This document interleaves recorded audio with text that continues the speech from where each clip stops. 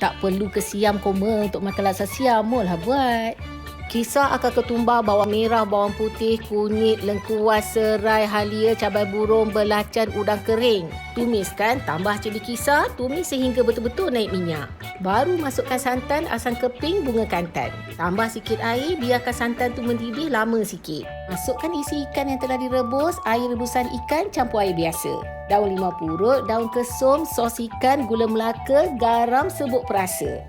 Kuah dah menggelegar, kecilkan api, renihkan sehingga kuah tu betul-betul pekat dan rasa sedap. Vermi ada laksa beras, jenama pikok dan botan sesuai untuk laksa Penang. Yang parrot ni pula lebih halus sesuai untuk laksa Siam. Rebus dalam air mendidih 20 minit, toskan, bilas dengan air sejuk. Hidangkan dengan ulam-ulam, dah siap. Tak hanya, memang benar-benar sedap ni koma. Pergi Siam belajar buat laksa Siam tak apa, tapi jangan belajar jadi bomoh Siam.